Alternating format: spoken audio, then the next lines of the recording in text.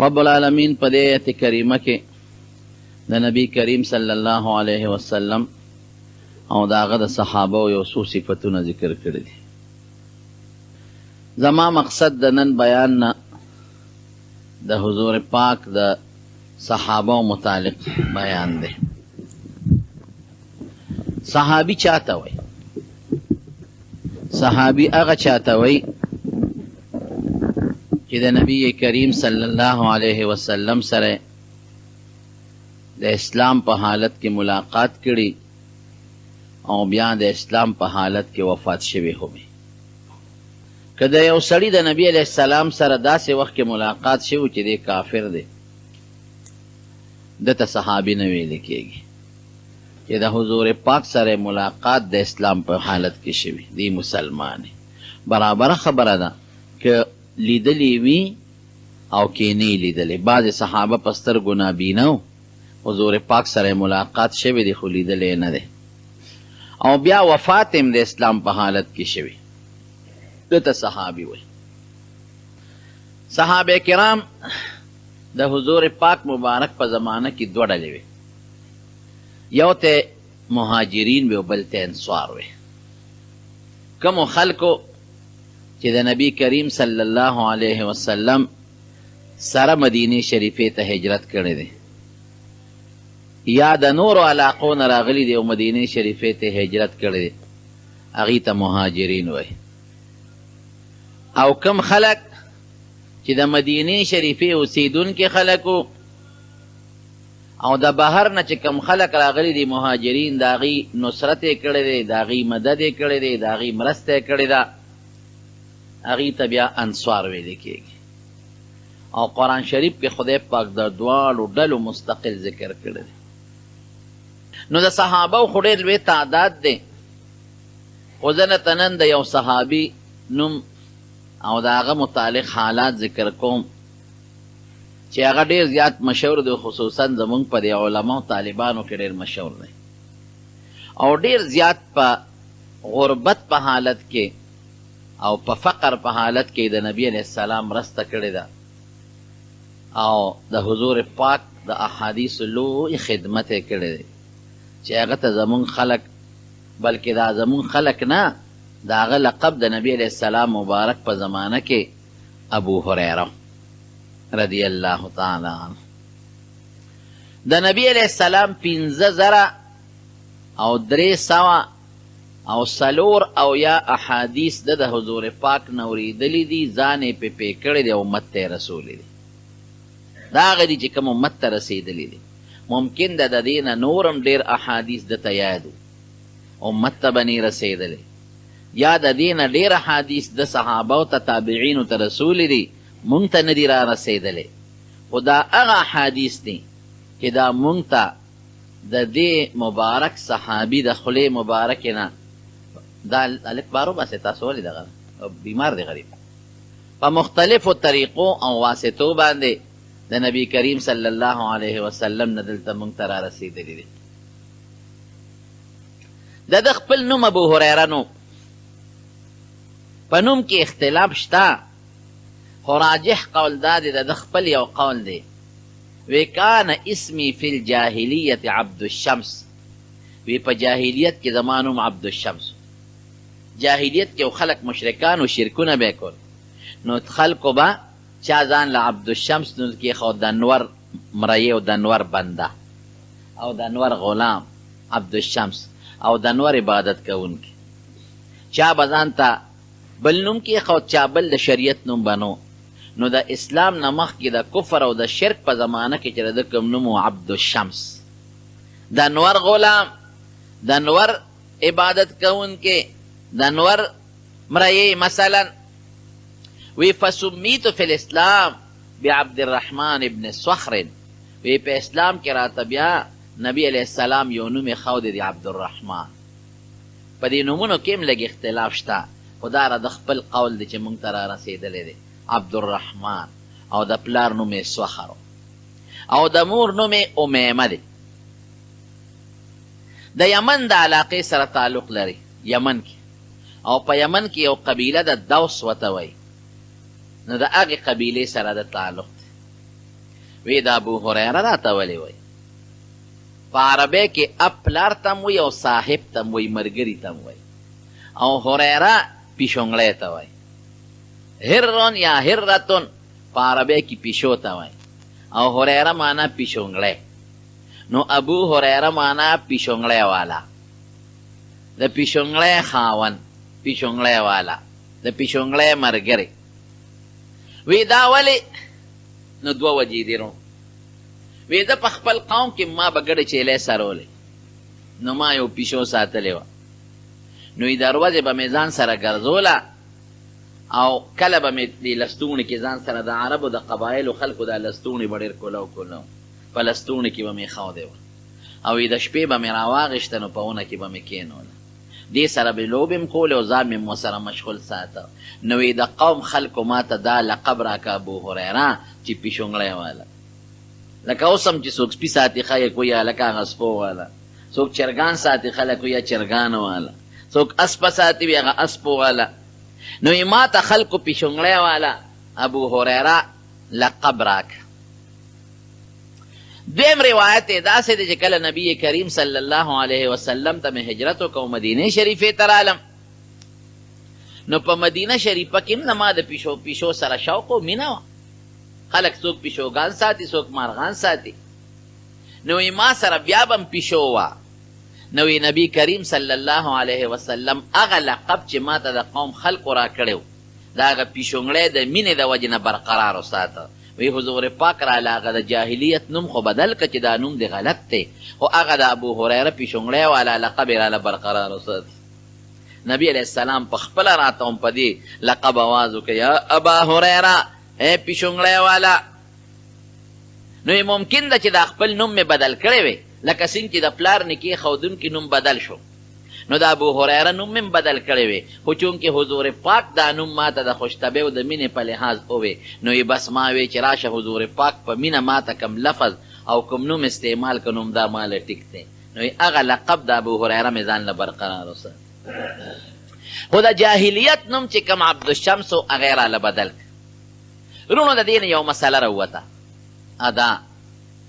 چې که یو انسان مثلا یو حیوان ساتي او د ده هغې حیوان ته نسبت کېږي نو خیر دی، لکه خو یاره په غلط نه، د هغه د رسوا کولو دپاره نه. لکه یو سړی یو اس ساتي او خلک وایي مړه هغه اسونو والا او دې پرې نه خفه کېږي، پرې خوشحالېږي، نو دا خیر دی، دا څه بده نه ده. او که یو سړي ته داسې لقب وی چې پرې خفه کېږي، لکه یو سړی سپي ساتي ته وایي هغه سپو والا او پرې خفه کېږي، نو بیا به ورته دا لفظ نه وي. په دې لفظ ابو هریره خفه شوی نه دی، پرې خوشحاله شوی دی. نو که یو سړی یو کاریګري یا حیوانات ساتي او ته هغې ته ورته نسبت کوي پلانکي قصب والا یا پلانکي پرې نه خفه کېږي، دا خیر. دویم ته یو مسله دا راووته چې د جاهلیت د زمانې خراب نوم که چا څوک پرې مشهور یا پلار لیکولی ښې به بدلی، لکه د ده نوم عبدالشمس نور والا، د نور عبادت کوونکی، نو دا خو خراب نوم دی، د شرک نوم دی، دا به بدلی. نبی علیہ السلام وی نه، ته خو د نور مرایې نه، ته خو عبدالرحمن د رحمان مرایې، ته خو د نور دغه نه عبادت کوونکی، ته خو د رحمان عبادت کوونکی، نو هغه نوم یې والا بدل که ښکلي نوم یې والا کېښود. نو اوس هم مسلمان ته به خراب نوم نه اخلي، او که چا ځان له خراب نوم یې ښودي، د ګناه نوم یې ښودي، نو که څوک پې پی شو نو فورا دې والا بدل کړي، دا نوم بدلول پکار دی. د دې اسلام څنګه شو؟ د ده د قبیلې یو سړی و طفیل نوم و، طفیل ابن عمر دوسي، هغه د قوم سردار و مکې مکرمې ته تللی. نو چې مکې ته لاړ، د هغه زمانه وه چې حضور پاک مبارک په مکه مکرمه کې، نو د نبي علیه السلام خلاف د مکې خلکو پراپیګنډې شروع کړی. نو د بار نه چې به کم خلک رالل، نو د مکې خلکو به کوشش کوم چې دوی د نبي علیه السلام سره ملاقات ونشي او د هغه خبرې به ونري. ولې هسې نه که د نبي علیه السلام سره ملاقات وشو، خبرې اوري، مسلمانان بشي. نو دا طفیل ابن عمر دی وی چې زه مکې ته رالم، دی خو چونکې د یمن د قبیلې سردار و، د مکې سرداران ویسې نه دی مسلمان نشي، ټول قوم به مسلمان شي. نو دی یې کېنو، وی طفیله زمونږ په کلي کې یو سړی پیدا شوی او د پلار او د زوی او د ښځې او د خاوند په منځ کې لوی دشمنۍ جوړې کړي او نوې عقیده خوری او لوی جادوګر دی. ګورې پام کوه هغه سره کښېننې او اسې نه د هغه خبرې دومره کلک جادوګر دی که د هغه خبر عوام ستا غوږ له راوړه نو ستا به ځان سره ملګري او لویه دشمنۍ کې به دې واچوي. نو دی وایي چې هغې راته دا خبره وکړه نو ما په غوږ کې مالوچو منډل چې اسې نه په لاره ځم او په تیر کې چېرته د دې هلک دا خبرې مې غوږ له هواره ونړي او راده ملګری نه شم. وی ما ته وښو چې دغه هلک دی. وی یو ځل د بیت الله خوا کې روان وم او حضور پاک مبارک د بیت الله خوا کې مونځ کوه. وی ما وی چې ته خو د یو قوم سردار د یمن، ته قمقل نه هوښیار او زمانه قابل شاعرم بل څوک نشته او زمانه په خبرو کې ماهرم بل څوک نشته او د قوم جرګې کوم صلح روغې کوم نو زه به غوږونو کې مالوچ منډم ما څوک خطا راشه ته دې هلک دا خبرې واوره چې دا دې څه وایي ما څوک نشي خطا کولی. ویا مالوچ مې خوا غورځول. وی نبی علیه السلام مونځ کو او مونځ کې قرت په زوره کو د بیت الله په خوا کې. نو ما هغه خبرې واورېدې. وی چې مې واورېدې نو یې خوند یې راکړ چې نبی علیه السلام د مانځه نه اوزګار کړم رالم ورسره کېناستم. نو ما ته یو څو تپوسونه وکړل او بیا نبی علیه السلام مبارک د قرآن شریف د یو څو آیتونو تلاوت راته وکړ. وی ټوله قصه مې ورته وکړه. وی ما وی چې دې خلکو خو د دې حق د اورېدو نه منې کولم. وی قسم دی چې حضور پاک تلاوت کو زما زړه کې لارې جوړېدې، زما زړه په بل طرف روان شو او چې کېناستم قرآن مې واورېد. وی مې چې دې خلکو خو ته د حق نه منې کولی دا څه دي؟ وی بس فورا نبی علیه السلام په لاس مې بیعت وکړ خدای پاک اسلام ورنصیب کړ. چې دې مسلمان شو حضور پاک لومبۍ زمانه و او سخته ورو نو ده ته یې وی دته خپل وطن ته لاړ شه او هلته د اسلام دعوت چلوه او چې کله مونږ مضبوط شو نو بیا به راځې. نو دی لاړ خپل وطن ته. نو خپل پلار له دعوت ورکړه هغه انکار وکړ. زوی له نورو قوم له رشته دارانو دوستانو له دعوت د اسلام ورکړه خو څوک یې ملګري نه شو. قوم ټول مخالف شو. نو دی واپس راغی مکې ته. نو حضور پاک سره میلاو شو. وی صاحبه زما قوم زما نشه واړوله او زما قوم زما مرسته نه کوي او ډېر خواري محنت پې کوم خو ملګرتیا مې نه کوي. نو زما قوم ته خیره وکړه چې خدای هلاک کړي، خدای برباد کړي. نه مې زوی مني نه مې پلار مني نه مې رور مني نه تربول. حضور پاک مبارک مسکی شو. وی اللهم اهد دوسا وأت بهم. وی نه خیره نه کوم. وی خدایا د دې طفیل ابن عمر قوم ته چې دوس قبیله د هدایت ورنصیب کړي او وی خدای ته مال راولې. وی زه خپل وطن ته هدایت کوه الله به خیر کړي. خیره ولې وکړم؟ نو دی واپس خپل وطن ته لاړ. نو چې واپس خپل وطن ته لاړ او بیا دعوت شروع کړ نو د حضور پاک دعا خدای قبوله کړه، ټول قوم یې خدای مسلمان کړ. نو د ابو هریره هم پکې دی مسلمان شو. نو بیا دا هغه وخت چې حضور پاک مبارک مدینه شریفې ته هجرت کړی او بیا په مدینه شریفه کې د نبی علیه السلام څه زمانه هم تېره شوې وه. نو بیا دی اراده وکړه د نبی علیه السلام د هجرت چې مونږ به لاړ شو او د حضور پاک مبارک خوا ته مدینه شریفې ته به هجرت وکړو، سفر به وکړو. نو اتیا کورنۍ چې یو پکې د ابو هریره کورنۍ م وه. دې کې بعضې خلک لا مسلمانان نم دي خو اتیا کورنۍ چې کم مسلمانان دي هغه اتیا کورنۍ دي. هغوی ټول د یمن نه رالل مدینې شریفې ته او هجرت یې وکړو. نو دغه وخت چې دوی راورسېدل نو چا ورته وی چې نبی علیه السلام مبارک دی خو تللی دی خیبر ته او د خیبر غزا له تللی دی. نو دوی د مدینې په دی خیبر ته لاړل او د حضور پاک مبارک سره په خیبر کې میلاو شو. نبی علیه السلام مبارک پې ډېر زیات خوشحاله شو. یو پکې د ابو هریره. نو په بخاري شریف کې د یو حدیث دی امام بخاري رحمت الله علیه راوړی. ابو هریره وایي مونږ چې د یمن نه راتلو نو ما وی چې خدایه دا نبی علیه السلام به زه څنګه ووینم او ده سره به زما کله ملاقات کېږي. نو ډېر په تشویش کې وم او ډېر په منډه را روانو. نو یو غلام هم رانه په لاره روک شو، ګډ وډ شو رانه. وی دقه دی چې حضور پاک مبارک له راورسېدم او په کومه شپه کې چې زه مدینې ته راورسېدم نو د هغه شپې صفت به یې کو یا لیلة من طولها وعنایها على انها من دارة الکفر نجتي. عجیبه شپه ناشنا شپه ډېره اوږده. هغه پښتانه وایي چې کم سړی او د غم شپه نه تېرېږي. نو د ده په زړه کې دا سودا وه چې زه به مدینې ته ورسېږم او که نه او حضور پاک به ووینم که نه. په دې سودا کې وی ډېره عجیبه شپه او ډېره اوږده شپه او ډیره مبارک شپه. او ولی مبارک شپه؟ ځکه مبارک شپه چې مال لري د کفر د وطن نه د اسلام وطن ته نجات راکړ. د کفر د ملک نه د یمن نه دې راوستم او د حضور پاک د ښار د مدینې ښار ته دې راوستم، د هغې نه دې خلاص کړم. نو چې دې سنګروت نبي علیه السلام مبارک سره کېناسته، نو حضور پاک ورته وفرمایل او نو غلام ته رک شوی و، دا هم سودا او غلام خو قیمتي شی وي. نو چې دې کېناست نو حضور پاک ورته وفرمایل، بخاري شریف کې راځي، وی ابو هریره غلام دی هغه دې راغی.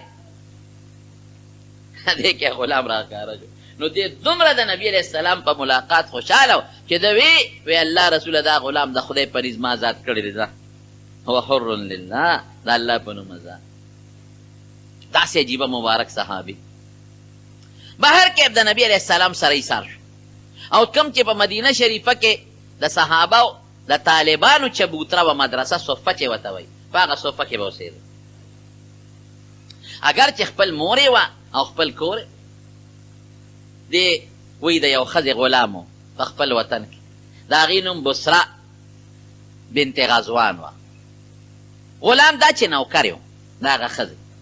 عجیبه نوکري مې ووایي، زه ډېر غریب وم. نو یې ما ته هغه ښځې اډر کړی و چې ته ما سره ګرځې نو سپلی به دې نه پخپو. بعضې سرداران اوس هم په دې خپلو غلامانو او په دې نوکرانو ظلمونه کوي، سپلی به نه پخپو کوي. او چې زه کله په اس باندې یا په اوښ سوریم نو خپې بلې خپې به ما سره واګې به دې نیولې ګرځېده. وایي زه د هغې ښځې نوکر وم. الله څوک لري چې اسلام خدای ور نصیب کړه، هغه ښځه خدای را د نکاح له راوسته او یې خدای زما په نکاح کې راوسته. دا د اسلام یو نعمت شو په دمن. مور یې راله په هجرت یې نبي علیه السلام طرف ته وکړه، خو اسلام ته یې زړه نه کېده، په زور دین وه. ښځې بعضې داسې وي چې دا بچو خبره نه مني، که بچې ورته ډېرې د اسلام او د دین خبرې کوي نو اثر پرې نه کوي، بلکې دا دې وایي چې کور ته به لاړم او د نبي علیه السلام ذکر به مې د مور مخکې وکړه نو مور به راګیر کړم او به یې واده. او حضور پاک وي د مور احترام به کوي او قدر به یې کوي او ډېر بدرت به یې راته وي. نو دوه روایته دي. یو روایت کې داسې راځي وی چې په مسلم شریف دویم جلد کې د په فضایلو کې لیکلی وی یو ځل رالم حضور پاک ته کېناستم،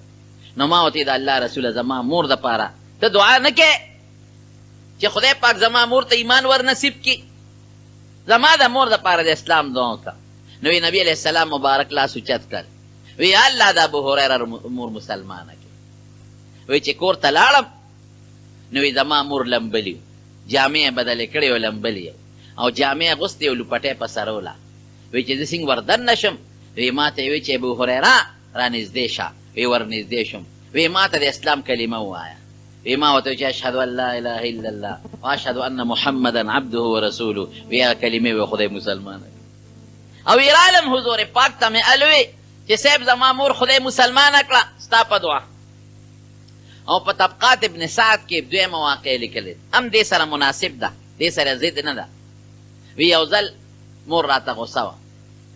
نو وی زه د کوره راووتم او مور راپسې راووته. وی نبي علیه السلام له راله وی چې صاحب زما مور ته دعا وکړه. د الله رسوله زما مور مار وخت په اسلام ټکۍ دعا ورته وکړه. وی نبي علیه السلام لاس اوچت کړ چې یا الله د ابو هریره مسلمانه کړي. نو وی چې ما شاته وکتل مور مې را روانه، مې چې صاحب دقه دې راپسې راله، خو چې جومات ته رادن نه شو نو کلمې شهادت یې وی خدای مسلمانه کړه. نو علما د دواړو منځ کې تطبیق کوي، ادا چې دا مسلمانه شوې ده د سره په کور کې ده، خو بیا د ډېرې خوشحالۍ نه دې ته مخکې راغلی دی او مور ورپسې راغلی ده چې حضور پاک په مخکې هم دا کلمې شهادت ووایي او د نبي علیه السلام د هغه دعا د قبولیت پته نبي علیه السلام ته ورسېږي. نو مور یې مسلمانه شوه د نبي علیه السلام مبارک په دعا باندې. دومره مبارک صحابي دی چې د نبي علیه السلام نه یو وخت جدا شوی نه دی. که نبی علیه السلام به په سفر ته دی به ورسره او که حضور پاک په مدینه شریفه کې دی به ورسره، تر دې حده پورې چې د نبی علیه السلام د وفات نه مخپس دی یو خپله واقع ذکر کوي. یو ځل چا ورته ډوډۍ کېښوده، د سره یو رومال و، هغه رومال د کتان ورته وایي، مونږ ورته سنډ وایو، د سنډو نه جوړې ډېر قیمتي کپړه ده کتان. د کتان رومال و سره په لاس کې، نو ده پې پوزه پاکوله. نو چې داسې سوچ یې ورته راغی نو هغه یې په ځای کېښود او یې واه واه ابو هريره په داسې قیمتي رومال کې پوزه پاکي په جړا شو. نو چا ورته وی ولې جاړې؟ وی قسم دی یو حالت د نبی کریم صلی الله علیه وسلم را یاد شو. وی زه به اوږې پروت وم د حضور پاک د منبر مبارک او د نبی علیه السلام د کوټې مبارکې په میانځ کې اوږې به بېهوشه به پروت و. نو یې خلک به رالل زما دې سر له بیلتې ورکولې. اوس هم چې څوک لیوني چې دا خلک شاټونه ورکوي. وی خلکو به وی چې ابو هریره لیونی دی. وی زما دې قسم په خدای چې زه به لیونی نه وم. وی د لوګي د لاسه او بېهوشه پروت و. داسې وخت په ما تېر شوی. وی یو ځل ډېر زیات اوږې وم، د څو ورځو اوږې وم او په دې خېټه مې ځان له کاڼي تړلي د درد د وجې نه. نو د جومات نه چې به کومه غټه لار باندې خلک کورونو ته تلل، نو په هغه لار کې کېناستم. وی په دې خیال کېناستم که د چا را باندې رحم راشي او کور ته مې بوځي او ډوډۍ راکړي. صحابو خو به سوال نه کو، سوال به یې ګناه ګڼله او سوال دې هم ګورې حرام ګناه ده. وی په لویه لار کېناستم دی کې حضرت ابوبکر صدیق راغی. وی ما ته د یو آیت تپوس وکړ چې په دې آیت مې پې کا. وی ما له هغه آیت راته. وی زما مطلب دا و چې دی به ما ته متوجه شي او زما د مخ ته او د شکل ته به وګوري، نو ما به کیدی شي کور ته بوځي او ډوډۍ به راباندې وکړي. وی هغه راباندې نیغ تېر شو، پروا ونه ساته. او بیا ابوبکر وی څه ونه ما سینګ بوتلې. وی دې کې حضرت عمر فاروق رضی الله عنه را پیش شو. وی د هغه نه مې هم دا یو آیت تپوس وکړ. وی قسم دی چې ما له راته خو ما چې دی به ما ته وګوري او زما د مخ ته به وګوره او شکل او د لوګې ته نو ما به کور ته بوځي. وی هم تېر شو، پروا ونه ساتله. وی دې کې نبی کریم صلی الله علیه وسلم را وی چې ما ته وکتل. وی ابو هریره؟ وی مې چې او ابو هریره. وی الحق راځه ما پس را باندې پوه شو. وی کور ته یې بوتلم. چې کور ته یې څنګ بوتلم نو وی کور یې تپوس وکړه چې د خوراک څه شته؟ وی بیبي ورته وی چې او یو جام پیشته فلان کې ستا دپاره په تحفه ډالۍ کې رالیږلې. وی ما ته وی چې ابو هریره ورشه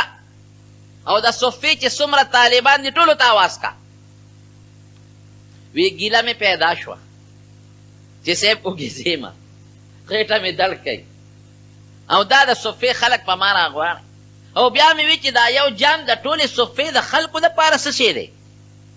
زه بس خوش قسمته هغه دی چې لومبې په لاس ورشي. ټول غریبانان به وږي. دا یو چبوتره وه د جومات سره خوا کې، د جومات نه مشرق طرف ته، نو هغې کې یو سپر بره جوړ شوی ده څانګو. نو وی چې دا چا د کجورو به کجورې وکړې نو صحابه به هغې یو غونچک پرې کړه وروړو بره به یې ویزان کړه. نو صحابه چې به وږي شو نو چوکه به یې راواغېسته، غونچک له به یې ټس ورکړ. نو د هغې نه به دوه درې دانې راوغورځېدې، په هغې به یې خپله ګزاره کوله. خو د کجورو سیزن خو همیشه نه، کله کله نه کله. دغه زمانه کې سم ورشه اواز کا. وی ګیله مې پیدا شو مې چې خدایه صفه کې خو 300 او یا 200 کسان موجود دي، دا جام څه شی دی چې دا خو د پیغمبر علیه السلام د خبرې د منلو نه خو خلاصې نو هغه به مې خامخا منله. وی لاړم. وی ما ورته چې راشي نبي علیه السلام هم غواړم. وی ټول لاړل کېناستل. وی چې کېناستل ما ته وفرمایل چې ښي طرف نه شروع. وی په دین پوه یم چې نبی علیه السلام به ساقي زیم تقسیمونکي به زیم، ځکه په مې راغواړي. او دا هم راته پته وه چې کوم سړی تقسیم کوي هغه اخر کې څکي. نو مې چې زه قصه مې اخر کې ده پته نه لګي چې څه به پاتې شي او که نه به ځي. او قانون ګورې وروڼو دا دی چې یو سړی په چا یو شی تقسیموي د ښي طرف نه دی شروع کړي. او دا هم قانون دی چې د چا په لاس تقسیم کوي نه به مخکې شروع نه کوي او په آخر کې شروع کوي. دا هم د دین مسله ده. وی خیر جام مې غړومبي له ورکړه. وی هغه وڅښه او نبي علیه السلام به آواز دا کوم چې په مړه خېټه څکې. مې زه ابو هریره چې خبره د مړې شوه خو خدای دې پکې خیر واچوي. وی پاتې شو چې دویم له ورکړه. وی دویم وڅکل، د هغه نه هم پاتې شو. وی دریم له ورکړه. دریم له مې وباس وی پیش وم. پیش وم چې دا خو د نبي علیه السلام مبارک معجزه ده او د الله لوی برکت دی. وی په ټولو مې هغه جام وګرځم. وی چې مې وګرځم اخره کې نبي علیه السلام پاتې شو او زه. وی حضور پاک هغه جام راواغېست او په دې لاس کې دقسې مبارک کې کېناسته. وی چې ابو هریره یو ته پاتې وي او زه پاتې. مې چې او د الله رسوله وی ماله وڅکه. وی او مسکي شو. وی ما وڅکل. وی چې مې وڅکل وی اشرب وڅکه. وی بیا مې وڅکل. وی اشرب وڅکه. وی بیا مې وڅکل. وی اشرب وڅکه. وی ما ورته چې والله لا اجد له مسلکا، قسم په خدای که وجود کې رک شته چې پکې ورواړو. ځای نشته، کوم ځای وروانو؟ وی ښه مال یې راکړه. وی بیا مې حضور پاک مبارک له ورکړل، نو چې څه پاتې وو نو هغوی خلاص کړل. نو یو اقا وقت و چې په موږ به لوږې تېرېدې، نارې به تېرېدې، تندې به حس بنو، او خلکو به مې سر له لتې ورکولې چې ابو هریره لیونی دی. وی قسم په الله چې لیونی به نوم وږې به وم. وی یا داسې وخت چې ما سره قیمتي رومال دی او زه په هغې پوزه سوړم، نو ویې ژړل او ډوډۍ ونه خوړم. دا راده حالت د نبی کریم صلی الله علیه وسلم څومره نږدې صحابي دی. یو خبرې نه اندازه ولګوئ. وی یو ځل نبی علیه السلام مبارک د جومات نه ووت. وی چې ووته نو وی خلک صحابه پریشانه شو چې نبی هم خو ډېر وخت تېر کړ. نو د معنه داسې وه چې دشمنان د حضور پاک ډېر وو. وی د ټولو نه مخکې زه ورپاڅېدم. وی تلم تلم تلم یو باغ ته ور ورسېدم. لاره یې څنګه معلومه کړه چې نبي علیه السلام دې باغ ته تللی. نو په مشکات جلد ثاني کې د نبي علیه السلام په دې معجزاتو کې او د حضور پاک په دې صفتونو کې یو روایت راوړی دی. داسې دی ویلي دي او دا د عنبرو دی او دا د فلانکي دی. نو د حضور پاک هغه خوشبویي به صحابو ته پته وه چې دا هغه خوشبویي ده. نو چې په کومه لار به نبي علیه السلام لاړ نو په هغه لار باندې به هغه خوشبو ترې خوره شوې وه. نو چې کوم به نږدې صحابه وو هغوی ته خو به دا خوشبو پته وه، نو هغوی به هغه پوزه راښکله او په هغه خوشبویۍ پسې به تلل، نو نبي علیه السلام به یې معلومه وو. وی تلم تلم یو باغ ته ورسېدم. وی چې باغ ته څنګه لاړمه دومره را باندې تلوار ده او دومره په هیبت کې ما دا خو راته پته ولګېده چې حضور پاک مبارک په دې باغ کې دی. دونه خو پته ولګېده چې ما د هغې باغ ته په دروازه نه پوهېدم چې دروازې په کم طرف ته. نو هغې کې یو لښتې و او هغې باندې به اوبه ورننوتې، غټ سورې و په هغه لښتې وي وردننه شو. وی چې ورغلم د دواړو جهانو مبارک سردار په هغه باغ کې ناست.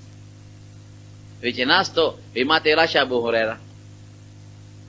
یو حدیث درته ویم، یو خبره او لړ شه د ما صحابو ته ووایه. ادا دی من شهد ان لا اله الا الله وان محمد رسول الله دخل الجنه. هغه څوک چې د دې خبرې ګویي ورکوي چې الله یو دی او نبي علیه السلام د الله رسول دی، دی به جنت ته ځي. وی واله زما دا سپلی واله دا دې نښه شوه او چې څوک مخې له درځي دا ورته وایه. ګوره حضور پاک د نښې دپاره وله خپلې سپلی ورکړې. زما دا سپلی واله دا دې نښه شوه او چې څوک مخې له ځي درته یې وایه. دې کې چې مخې له رالم حضرت عمر هم پریشانه دی چې حضور پاک کوم خواته دی، هراله مخې له راغی. چې راغی نو هغه خو پوه شو ابو هریره څه دي دا د حضور پاک پیزار څنګه تا سره لاس کې دی، خیر دی ولې حضور پاک څه شو؟ ما چې صاحب ما ته یو خبره کړې ده او دا پیزار یې راکړی نښې دپاره. خبره همه ده د نښې دپاره یې دا پیزار راکړی دی چې څوک د له مخې راځي نو دا ورته وایه چې څوک کلمې شهادت وي دی به جنت ته ځي. وی عمر غوسه و، ما له یو موکه راکړه زه ځمکې ته پرېوتم چې راځه مه وایه خلکو ته دا خبره. واپس یې کړم. وی نبي علیه السلام له یې بوتلل. نبی علیه السلام مبارک ته صاحب ستا د خبرې مقصد جدا دی او خلک به دې ګورې غلط مقصد ونه. ستا د خبرې مقصد خو مثلا دا دی چې څوک کلمې شهادت وي جنت ته به ځي، که ګناهګار نه دی او نیک دی نو بالذات په نیغ جنت ته ځي، او که ګناهګار دی نو دوزخ کې به غوټې خوري خو بیا به موځي جنت ته به ځي.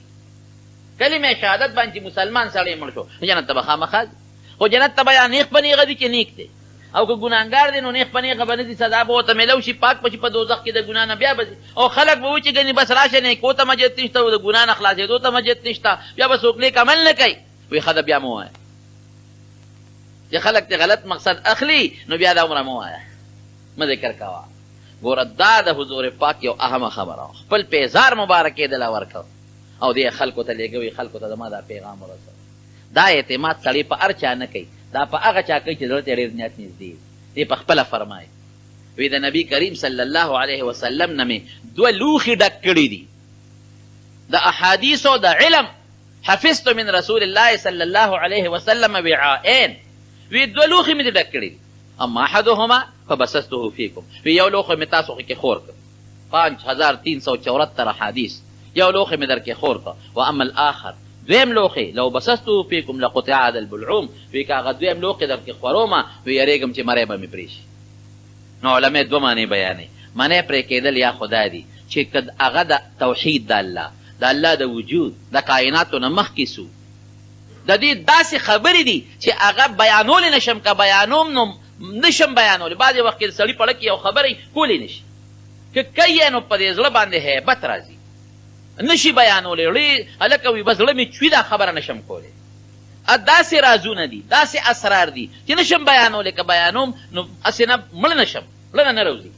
او نور علما وایي چې نه هغې کې د فتنې متعلق د پیغمبر کوم پیشنګویی دي هغه پیشنګویی ته مراد وی ما ته دام پته ده چې نبی علیه السلام ما ته وي زما نه پس به زما منبر پلان کې ناستي پلان کې به ناستي پلان کې به ناستي پلان کې بادشاه به رای ظالم وي پلان کې امیر به ظالم وي پلان کې امیر به ظالم وي وی که یو نوم درته اخلم ما ته حضور پاک ویلي دا راته پته ده نو که د هغې نومونه اوس اخلم چې دا ظالم یاد کړو دا ظالم خو اوس مې وجنې پرېږدي مې قطع ذا البلع مری مې کټ کېږي یو صحابي وایي یو مجلس کې یو سړی په یو نوجوانه لک و نوجوانه لک او ظالم بادشاه نوجوان دی ظالم دی د یو علاقې گورنر دی وی په منبر ناست وی تقریر یې کوه وی ابو هریره ما ته وی دې خوا راشه وی زما د قسم په خدای وي چې حضور پاک ما ته کم ظالمان حکمرانان خوړي دي نو داس هلک چې ناست وي داسې راته خوړی لکه چې ما ته په دې سترګو د حضور پاک هغه زمانه رایه در راښکاري یو ټکې راته ښودلی یو لوښی مې در کې خور که بل نشم خورولی بهر کې دا د نبی کریم صلی الله علیه وسلم په ابو هریره باندې لوی اعتماد دی او حضور پاک ته ډېر انتهایی نږدې ډېر قریب و نبی کریم صلی الله علیه وسلم ته یو صحابي یو ځل راغی ابو هریره ناست یو سائل راغی یو سوالګری د دین سوالګری ابو هریره ته وایي وی چا تپوس کوي دا سړی څوک ناسته چې دا خلک ته تاو دی وی دا ابو هریره دی د پیغمبر علیه السلام صحابي دی دی ورغه کېناست د دین دا سوالګري مجیبه وی تا ابو هریره وی تا د پیغمبر علیه السلام نه حدیث اورېدلی دی وی ستا د الله په ذات قسمي ما ته د حضور پاک یو داسې حدیث ووایه چې تا ته مخ په مخ اورېدلی او داسې حدیث راته ووایه چې ستا د حضور پاک په منځ کې بل څوک نه و ته هغه یوازې ناست وې او داسې حدیث راته ووایه چې تا د پیغمبر علیه السلام نه یاد کړي دي وي او ځان دې پې ښه پې کړي وي ګوره څونه قیدونه یې ولګول چې تا ته په خپله اورېدلي ستا او د هغه په منځ کې بل څوک وینه او یوازې دواړه ناست یې او تا ښه یاد کړي او ځان دې پې پې کړي چې دا خبره یې وکړه نو دې څه وایي متوجه شو ورته وی ښه وی زما یې د الله په ذات قسم وی ما د حضور پاک مبارک نه په دې مخامخ کوټه کې یو حدیث اورېدلی ګوتې یې ورته ونیولې او وی زما او د حضور پاک نه علاوه بل څوک نو یو هغه یو زوم او وی ښه مې یاد کړی دی او ځان مې پې پې کړی دی او دې کې یو چغه واله بېهوشه شو بېهوشه شو هغه سوالګري ته خلکو ویل نیکبخته څه ناشنا مسله دې راوړه زمونږ استاد باندې څه چلو بېهوشه شو خلکو له تلي لاسونه مګل په هوش کې راغی چې هوش کې راغی بیا وی زما دې د الله په ذات قسمي چې ما د حضور پاک مبارک نه په دقه مخامخ کوټه کې یو حدیث اورېدلی دی زما او د هغه نه علاوه پکې بل هېڅ څوک نو او ما پې ښه ځان پې کړی دی او اورېدلی مې دی بیا یو چغه کړه بېهوشه شو بیا چې هوش کې راغی نو بیا دا خبره وکړه نو بیا بېهوشه شو نو چې بیا هوش کې راغی نو بیا څه وایي ای ملګري وی رانږدې شه وی قسم مې دی د الله په ذاتي چې په دې مخامخ کوټه کې مې د حضور پاک نه په خپله اورېدلی زه هغه یک په تنها ناست او مې پې اورېدلی مې هم دی یاد کړی مې هم دی او حدیث څه دی دا دی چې د قیامت په ورځ به درې کسان الله به یې ځان ته را مخامخ کړي یو کس به هغه څوک چې الله وله ډېر زیات مال ورکړي نو الله به ترې تپوس وکړي ما خو مال درکړی او الله را کړی دی څه دې وکړل زما په مال کې الله تا مال راکړو ما پکې ډېر محنت وکړ ډېر مې کړ او ما ستا په رضا کې خرچ کړ مدرسې او جوماتونه او پولونه او حجونه او عمرې او هر څه مې کړي دي ستا په لار کې مې خرڅ کړي کونډې او رنډې هر چا سره مددونه مې کړي دي الله کړي مې دي وی رب العالمین به وفرمایي کذبته دروغ دې ووایي وی فرشتې بټ ولاړي زرګونه ځکه الله دربار کې خو د فرشتې دي لکونه وی ټولې فرشتې به مو وایي چې کذبته دروغجنه دروغ دې ووایي الله به وفرمایي ای بنده بالکل دې مال خرج کړی دی ډېر دې خرج کړی دی خو زما د رضا دپاره نه لیقال انک جواد دې دپاره چې خلک وایي چې دا پلان کې سخي دی دې دپاره ما دپاره نه چې الله خوشحاله شي ریاکارۍ دپاره او هغه نوم دې ګټلی دی څه دپاره چې دې خرچه وکړه هغه نوم دې وګټه هغه ثواب دې دنیا کې حاصل کړی دی دلته اسم نشته وی الله به حکم وکړي فرشتو ته سپېمو کې ورته زنځیر واچوي پړ مخې جهنم ته وغورځوي دویم کس ته وایي دې خوا راشه تا څه کړي دي تا له خو ما پوهه درکړې وه قرآن مې درکړی و یا والله ما به قرآن لسته کنه دروازې به مې هم لسته د شپې به مې مانځه کې هم تلاوت کو عمل به مې هم کو اوږد اوږد رکعتونه منځونه به مې کول وی الله به وفرمایي کذبته دروغ دې وې هغه لکونه کروړونه فرشتې چې شاته ولټولې به وي کذبته دروغ دې وې دا دې دپاره دا هر څه کول چې خلک وایي چې دا فلانکې ډېر خشته ښکلی قاري دی او ډېر خشته تلاوت دی او ډېر خشته اواز دی دې له نه چې ما پې خوشحاله کړي او ما پې رضا کړي فرشتو ته حکم وکړي سپېمو کې زنځیر واچوي او پړ مخې جهنم ته وغورځوي درېیم به هغه سړی وي چې هغه مضبوط وجود الله ورکړي تا له خو ما خسته وجود درکړی و طاقتور پویه څه دې کړي دي الله ما خو ستا په لار کې شهادت مونځ کړی پلانکي جهاد له لاړم او شهید شم نه مې دي کړی کذبته دروغ دی وی فرشتې به وایي کذبته دروغ دی وی الله به وایي بلکل ته شهید شوې په پلانکي جهاد کې خو ما د رضا دپاره نه چې زه راضي شم دې له چې یقاله فلان جریء چې فلانکي ډېر بهادر دی چې ستا د بهادرۍ شهرت وشي دې دپاره دی شهادت کړی دی سپېمو کې زنځیر واچوي جهنم ته وغورځوي نبي ابو هریره وایي چې ما د خپل ښکلي محبوب نه اورېدلی دي چې اولئک الثلاث دا ړومبې درې کسان ړومبي هغه خلک دي چې جهنم به پې بل شي جهنم ته به خدای هم د ریاکارونه هغه عمل لږ ښه دی خو د الله د رضا دپاره عمل لږ ښه دی خو چې په دې نیت وکړي چې د موږ نه پې خپل پروردګار راضي شي او چې ډېر عمل سړی وکړي ډېرې پیسې هم سړی خیرات کړي خو ریاکاري وي پکې د الله رضا پکې نه خلک وایي چې دا نیکي وکړه خلک وایي چې دا ثواب یې وګټه نو پیسه هم لاړه تکلیف دې هم برداشت کړه مشقت دې هم برداشت کړه او ورسه دې په اوبو باندې لو شو الله دې خپله رضا نصیبه کړي هر دا وایي چې خدای په چې څونه اعمال مونږ لږ کوو که ډېر کوو نو خدای په دې اعمالو ته زموږ نه راضي شي دا لویه خبره ده حضرت ابو هریره رضی الله عنه د نبي علیه السلام د وفات نه پس د حضرت عمر په زمانه کې هغه ولېږه او د بحرین عامل یې مقرر کړ عامل دا دی چې دا زکاتونه وشونو راغونډی امیرالمؤمنین ستا حکم دی لاړ به شم نو چې لاړ نو بلا مال یې د بحرین نه عشرونو زکاتونه راغونډ کړل دا شریعت مطابق چې څه فیصله وغه وکړه او حضرت عمر له راوړه حضرت عمر فاروق ته وی داسې کار وکړه ابو هریره زه ته مې د بحرین گورنر مقرر کړ مزاح د بحرین گورنر شوی وی نه امیرالمؤمنین دا کار نه شم کولی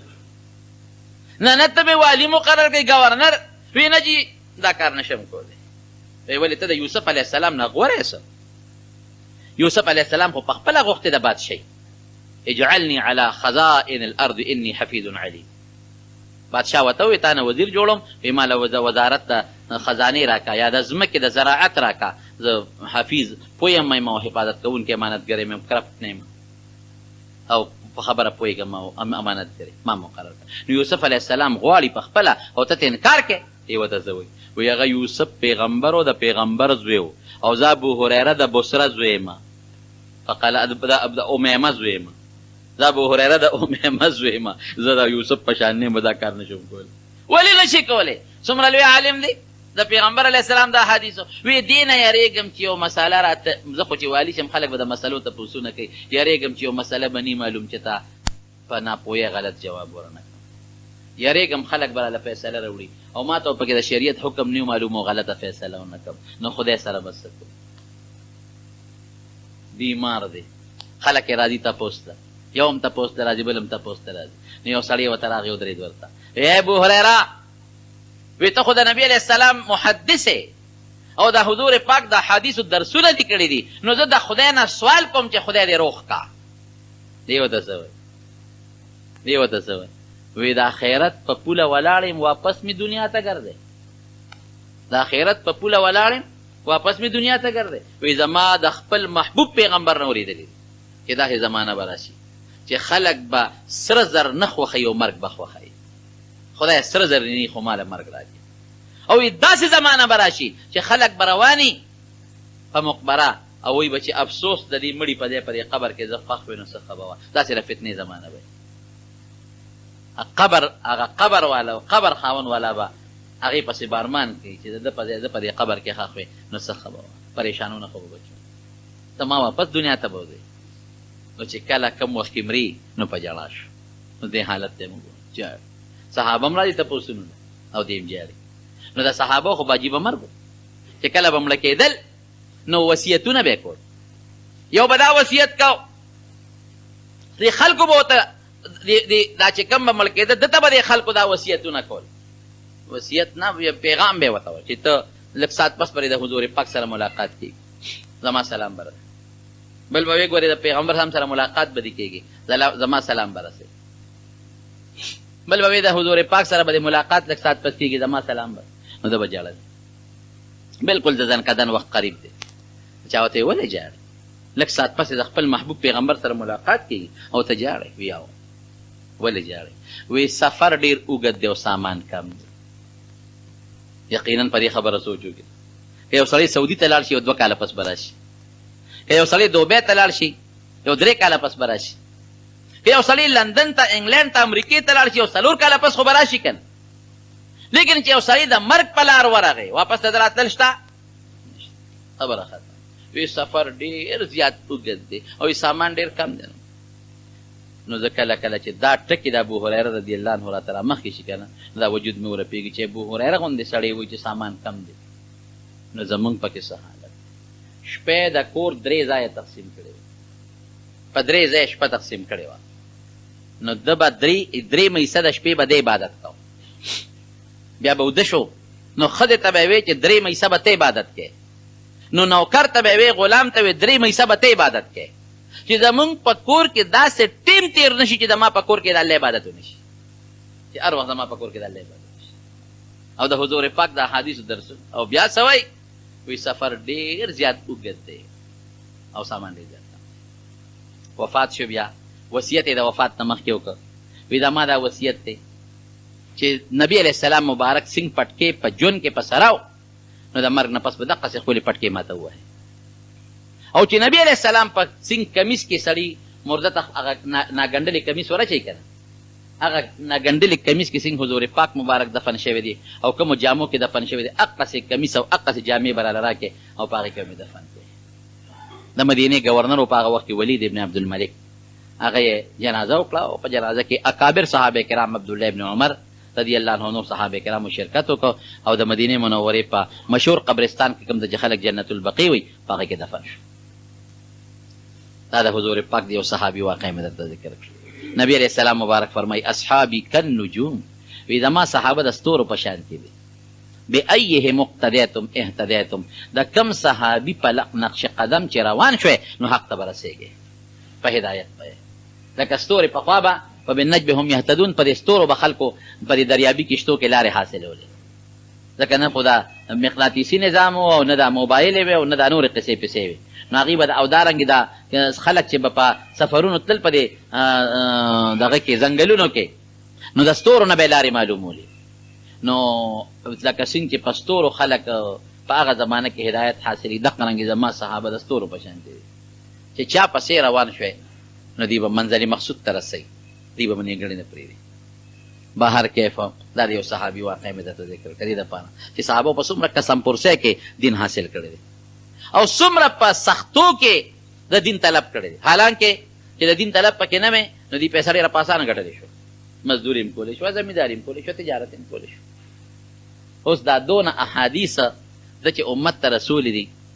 دا 5300 نو ته به چې دا څنګه نو ده نه چا تپوس وکړ وی ستا د پیغمبر علیه السلام سره نورو خلکو په نسبت صحبت او مجلس کم تیر شوی دی او احادیث دومره یاد کړي دا ولې نو دې 2 جوابونه کوي وی یو جواب خو یې دا دی چې زما رونه چې 2 قسمه وو یو انصارو یو مهاجرو وی انصارو په خپلو پټو کې به خدمت کو مهاجرو به خپله دغه کوله تجارت کو او اذا ابو هریره مسکین هم په یو نوړی مې کار کېده نه تجارت ته او نه ځمکه شته د حضور پاک سره به ناست وم وی هغوی به غایب و څوک په پټو کې او څوک په تجارتونو کې او زه به حضور پاک سره ناست وم چې څه به یې به ما اورېدل او دویم څه دي دویم ټکې واوره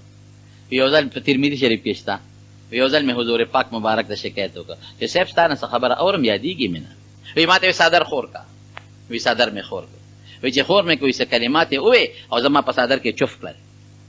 او بیا ما ته وی دا صادر ځان پورې ومږه وی هغه مې خپلې سینې پورې ومږه وی زما د قسم په خدای وي که د هغې وخت نه تر دې وخته پورې د حضور پاک یو خبر هم زما نه یېره شوي چې څه وی ویل ټول به مینه زمونږ د دین یو لوی اعجاز یو دا دی چې په هغه زمانه کې داسې حافظې خدای صحابو له ورکړې وې او تابعینو له یې ورکړې وې داسې حافظې داسې مضبوطې حافظې د صحابه او تابعین وي چې خبره به اورېدله نو یېرېده به ترې نه بس فورا به ورته یادېدل بلکې د صحابو د زمانې نه مخکې د نبي د حضور پاک چې په کوم دور کې خدای راولېږه د هغې ټولو خلکو حافظې کافر دی ولې حافظې مضبوطې یو کس ته به په سوونو اشعار یاد تاریخ لیکي چې دې خلکو ته د خپلو اسونو نسب نامې م یادوي چې زما اس د پلانکې اس پې زوی دی او د پلانکې اس په د پلانکې اس پې لور ده او پلانکې اس په د پلانکې اس پې لور ده چاته د خپل نیکه نه پورته خپل نسب نه او هغوی ته د خپلو اسپو او د اسونو نسبونه یاد داسې مضبوطې حافظې دا ولې ځکه همدې خلکو کې خدای مسلمانان جوړل هغې مسلمانانو ته خدای دین ښوده قرآن یې ورته ښوده د حضور پاک مبارک احادیث یې ورته ښودل نو مضبوطې حافظې او پاک خلک خدای پیدا کړو دا د صحابه کرامو هغه په قسم پرسۍ کې په غربت کې په بېکسۍ کې صحابه کرامو دا د نبي کریم صلی الله علیه وسلم نه هر څه واخېستل دا دین امت ته او دونه شوق یو ځل د مدینې منورې په بازار کې اواز وکړو وی خلکه وی تاسو لګیا خپل کار کوئ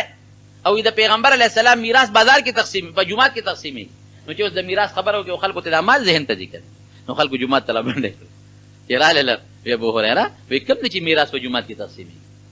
نو جومات کې ځای په ځای صحابه ناستو درسونه یې کول وی هغه ته وګوره هغې ته وګوره هغې ته وګوره هغې ته وګوره وی میراث خو دغه دی د نبي علیه السلام مال خو میراث نه دی نو په خپله هم د حضور پاک د مبارک و حدیثو درسونه کول او د خپل ځان نه علاوه په خپله هم کول او خلکو له هم دعوت او ترغیب ورکو چې د نبي علیه السلام مبارک حدیث څومره دي د امت ته ورسوي ولې چې امت ته ورسېږي د حضور پاک په حدیثو کې عقیده ده عقیده به د امت تک شي اعمال دي پکې عمل به امت وکړي اخلاق دي پکې د حضور پاک مبارک اخلاق به زده کړي نو دا څو خبرې مې د صحابو یو تاریخ مې درته شروع کړی دی انشاءالله تاسې د مضبوطو جلو صحابو هغه کارنامې به هم درته وایم لږې غوندې چې تاسو ته د خپلو مشرانو یو نقشه معلومه شي او هغې چې کوم مسایل یې به هم درته بیانوم رب العالمین دې زموږ ستاسو نه راضي شي عبدالرازق صاحب تشریف راوړی دی او زموږ نه ډېر لرې ناست دی نو که راشي مونږ ته یو نعت ووایي نو ښه به وکړي که تنګېکاري د زړه شی دی که یو سړی په دې نیت ورکوي چې خلکو ته ځان ښیمه نو بیا راځي او که نه ورکوي نو بیا پکې نه راځي دا علم دوه قسمه دی بعضې علم فرض عین دی او بعضې فرض کفایي دی بیا ما نه ځان له تپوس وکړه زه به ته عبدالرازق صاحب زمونږ زوړ مداحینو کې دی خدای والا ډېر ښایسته ښکلی اواز ورکړه مې بل یو ځای کې نعتونه واورېدل ما یاره که سړی کمزوري هم شي که نه وایي غوښه اوس ودي پیتی نه خبر نو خدای پاک نو ما والا یو ډېر ښایسته لقب هم ورکړه خو هغه تاسو ته نه وایم هغه پازیب ښکارېدل او منډې والې او مسلمانان لګیا دي غنیمت غونډئ دغه غونډۍ باندې چې کوم صحابه ناستو هغې وي موږ هم کوزېږو چې کوم مشر دی عبدالله ابن جبیر رضی الله عنه ورته نه به کوزېږې د پیغمبر علیه السلام خبره هم یاده نه ده چې نه به کوزېږې هغې وی چې نه نبي علیه السلام خو بېشکه موږ ته ویلي اوس خو جنګ ختم شو وی ګوره موږ ته نبي علیه السلام ویلي چې که تاسو فتح ومونته هم به نه خوځئ او که تاوان بیا به نه خوځئ وی نه ټیک ته نبي علیه السلام ویلي خو هله چې کافر خو بیا خو لاړه نه هغه دي وتښتېده مسلمانان لګیا دي غنیمت غونډئ موږ به هم کوز شو سره اختلاف راغی په هغې کې بعضې کسان را کوز شو او بعضې کسان په هغه غونډۍ باندې پاتې شو هغې وي موږ د نبي علیه السلام خبره نه غورځو دلته به ناست یو خو اکثر را کوز شو خالد ابن ولید هلته نه د اسونو په لښکر مشر و هغه چې غونډۍ ته وکتل یو ځل دو هغه په دې اټیک کړی مو د غونډۍ په شا په دې خول کې را تاوېده چې په مسلمانانو به د شا نه حمله وکړو خو دغې صحابه به په دې غونډۍ په غشو ویشتل نه دي به واپس وتښتېدل خو چې ویې کتل چې غونډۍ خالي د ملګرو ته ویې راځئ بس په هغه خول کې رالل پټ په پټه مسلمانان خو بېغمه دي هغې خو لګیا دي غنیمت غونډئ هغې ته خو پته ده چې شاته زمونږ په غونډۍ کسان ناست دي زمونږ دفاع کېږي شانه نه په مونږ څوک نه راځي او دې شاته خول کې سره د لښکره راغې لا ولې هغه صحابو سره جنګ وکړو چې هغه کم په غونډۍ باندې و هغې شهیدان کړل خو لږ پاتې شوي او بیا د هغه غونډۍ په شا په خوړ کې راوخته په مسلمانانو د شان حمله وکړله ټول مسلمانان یو خوا بل خوا دې حد ته خبره ورسېدله چې د نبي علیه السلام مبارک غاښونه هم پکې شهیدان شو او یا کسان صحابه کرام شهیدان شو جلیل القدر غټ غټ صحابه کرام لکه حضرت حمزه رضی الله عنه غوندې عبدالله ابن جحش رضی الله عنه غوندې مصعب ابن عمیر رضی الله عنه دا جلیل القدر لوی لوی صحابه کرام شهیدان شو نو دا خالد ابن ولید د حملې د وجې نه چې دې د هغه کافرو د اسونو د لښکر څه په سا لاړو دا د قومي نښه وه بس او بهادر انتهایي بهادري وه پکې پیغمبر علیہ السلام چې کله احد دغه ته حدیبیې ته د خالد بن ولید نه چا تپوس وکړ وی تا چې اسلام راوړه نو ستا زړه کې د پیغمبر علیه السلام متعلق څه سوچ هغه چې ته مسلمان شوې وی ما اله ایمان راوړه وی چا به په زور ایمان راوړي چا به د بل شي د وجې نه راوړي لیکن ما اله اسلام قبول کړ چې د ما په زړه کې سوچه دا خبره پرېوته چې نبی علیه السلام د الله رښتونی پیغمبر دی او د هغې وی ما سره دلایل دي وی چې کله نبی علیه السلام عمرې له راته او د حدیبیې هغه صلح وشو په دغه سفر کې شپږمه هجره کې وی ما د مکې کافرو ته وی چې زه به نن انشاءالله ستاسو انتقامونه اخلم ټول به ظالم وی زه لاړم او یو لار کې کېناستم د یو ځای کې وی ما ته پته وه چې مسلمانان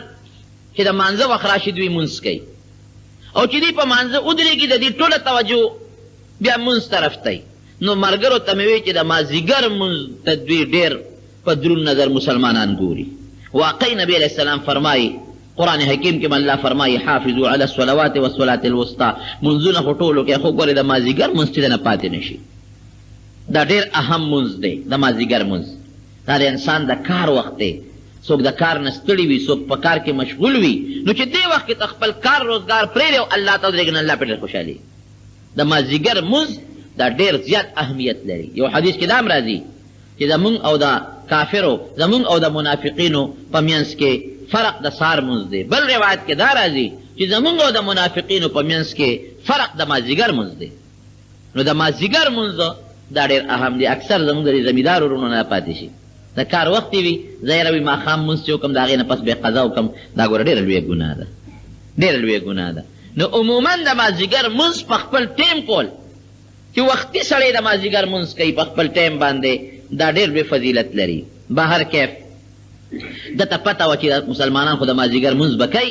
توجه خو دې مونځ ته نو چې په مانځه ودرېږي او دوی په رکو په سجده شي موږ ناګهاني حمله وکړو ټول مسلمانان به ختم کړو دا څومره لوی لښکر دی او مشر بیا خالد ابن ولید دی وی چې موږ یو ځای کې اندازه اخېستله وی چې مې وکتل نو پیغمبر علیه السلام د مونځ طریقه بدله کړه عصفان مقام دی دا